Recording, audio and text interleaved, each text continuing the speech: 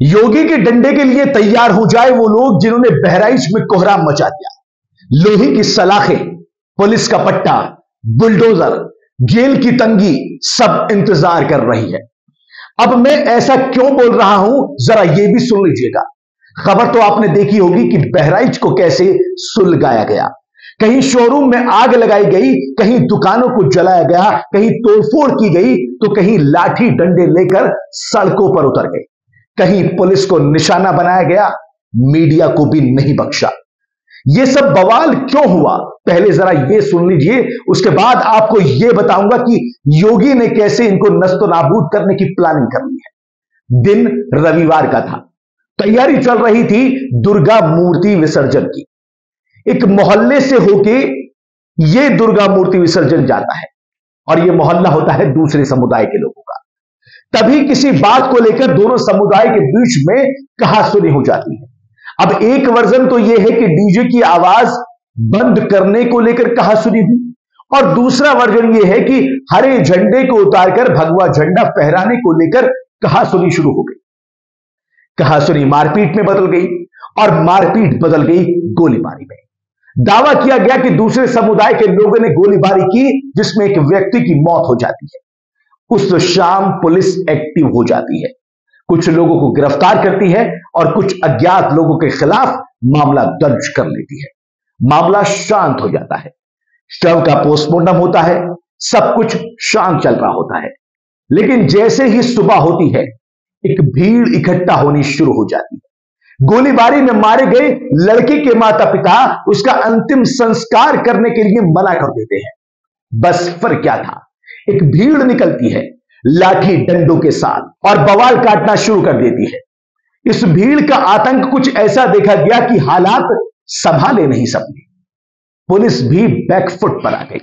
हाथों में डंडे और हथियार लिए दंगाइयों की इस भीड़ ने 4 घंटे तक जो चाहा वो किया। दुकानें, अस्पताल फूंक दिए, बाइक के शोरूम में जमकर उपद्रव काटा, वहां खड़ी नई बाइकों को फूंक दिया गया। इसके अलावा भीड़ में शामिल लोगों ने चुन चुन कर घरों और दुकानों को निशाना बनाया। मोबाइल की दुकान में तोड़फोड़ करके उसे लूट लिया गया। घर के बाहर गाड़ी खड़ी होने के बाद उसको तोड़फोड़ कर दिया गया। अस्पताल और मीडिया को भी दंगाइयों ने नहीं बख्शा। अस्पताल में आगजनी की गई और कहीं चेहरा न दिख जाए, इस डर से मीडिया वालों पर भी भीड़ ने हमला कर दिया। अब आई वो घड़ी जब सीएम योगी का तांडव वाला रूप देखने को मिला। सीएम योगी आदित्यनाथ ने सबसे पहले सोशल मीडिया पर एक पैगाम दिया। एडीजे कानून व्यवस्था और एसटीएफ चीफ अमिताभ यश को याद किया, उनको बहराइच भेजा। इलाके में हालात को बिगड़ता हुआ देखकर यह फैसला लिया गया। यूपी के सीएम योगी आदित्यनाथ ने एडीजे कानून व्यवस्था और एसटीएफ चीफ अमिताभ यश को बहराइच जाने के आदेश दिए ताकि बिगड़ी हुई व्यवस्था पर जल्द से जल्द काबू पाया जा सके। स्थिति पर काबू पाने के लिए खुद अमिताभ यश पिस्टल लेकर सड़क पर उतर गए। सीएम योगी के निर्देश पर होम सेक्रेटरी संजीव गुप्ता एवं एडीजी लॉ एंड ऑर्डर मौके पर पहुंच गए। बहराइच में उपद्रव बढ़ने के बाद प्रशासन ने इंटरनेट को भी बंद कर दिया। इस मामले में योगी आदित्यनाथ ने सख्ती दिखाते हुए 6 पुलिस कर्मियों को निलंबित कर दिया। इसमें वो भी शामिल हैं हरदई थाना प्रभारी और महसी चौकी प्रभारी, इनको भी निलंबित कर दिया गया। भीड़ ने इनके ऊपर इल्जाम लगाए थे, योगी ने जरा भी देरी नहीं की और इनका निलंबन लेटर बनवा दिया। मामले में पुलिस की कार्रवाई अब जारी है। सीएम योगी भी इस मामले में सख्त कार्रवाई के निर्देश दे चुके हैं। योगी ने साफ तौर पर कहा है कि बहराइच में माहौल बिगाड़ने वालों को किसी भी कीमत पर बख्शा नहीं जाएगा। साथ ही एक पोस्ट के जरिए योगी ने कहा कि सभी को सुरक्षा की गारंटी है, लेकिन उपद्रवियों को जिनकी लापरवाही से घटना घटी और उनको ऐसे लोगों को चिन्हित करके कठोर कार्रवाई की जाएगी। योगी ने अपने अफसरों को साफ तौर पर कह दिया है कि कुछ भी हो जाए, किसी को भी नहीं बख्शा जाएगा। अफसरों से योगी ने कहा कि जाइए और ऐसे लोगों को बाहर निकालिए जिन्होंने इस पूरे षड्यंत्र को रचा है, उनको जेल के अंदर डालिए। जिन्होंने प्रदेश के कानून व्यवस्था के साथ खिलवाड़ किया है, योगी ने न केवल आदेश दिए बल्कि अपनी पुलिस के बेस्ट अफसरों को मैदान में उतार दिया। इलाके में भारी संख्या में पुलिस फोर्स तैनात कर दी गई। 2 एसपी और 2 एसएसपी रैंक के अफसर फील्ड में उतारे गए। 2 एएसपी, 4 डिप्टी एलपी के साथ मौके पर आरएएफ और पीएसी भी भेजी गई। जिले में 10 कंपनी पीएसी, 2 कंपनी सीएपीएफ तैनात कर दी गई। इतना ही नहीं, यूपी एसटीएफ की 5 टीमें भी बहराइच में तैनात कर दी गई। एसटीएफ के 2 सीओ, 3 एडिशनल एसपी भी घटनास्थल पर पहुंच गए। मौके पर एसटीएफ का दंगा नियंत्रण वाहन बुला लिया गया। बहराइच में हालात काबू करने के लिए एडीजी लॉ एंड ऑर्डर और एसटीएफ चीफ अमिताभ यश खुद सड़क पर उतर गए। पूरा इलाका छावनी में तब्दील कर दिया गया। कल शाम से ही ये जारी बवाल के बाद आज दोपहर से हालात कंट्रोल में कुछ दिखाई दिए, और वो भी इसलिए क्योंकि योगी एक्शन में आ गए। सूबे के सीएम को साफ तौर पर यह कहते हुए सुना गया कि किसी को भी छोड़ने की जरूरत नहीं है, और ना ही सूबे के सीएम किसी को छोड़ने के मूड में लग रहे हैं। एक तरफ तो योगी है और दूसरी तरफ है विपक्ष, जो लगातार सरकार पर सवाल उठा रहा है। बहराइच की घटना पर सपा प्रमुख अखिलेश यादव ने कहा कि मेरी अपील है कि जो पक्ष इसमें है, इसमें कानून व्यवस्था बनाएं।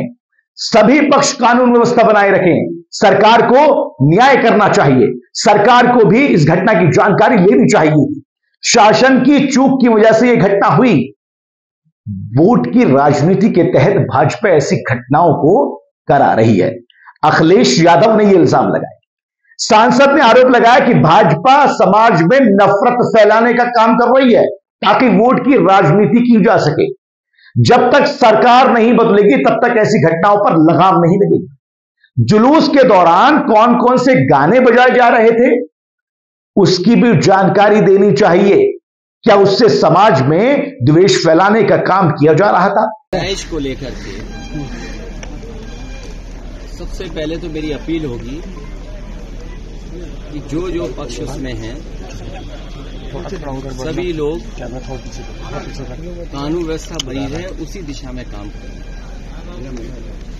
जो घटना हुई है वो दुखद है, और किस कारण हुई है प्रशासन, शासन और हमारे प्रेस के साथी आप सब जानते हैं। सरकार को न्याय करना चाहिए। एक चौकी इंचार्ज या वहां पर मौके पे कोई और छोटा अधिकारी हट जाए, उससे कानून व्यवस्था नहीं संभलेगी।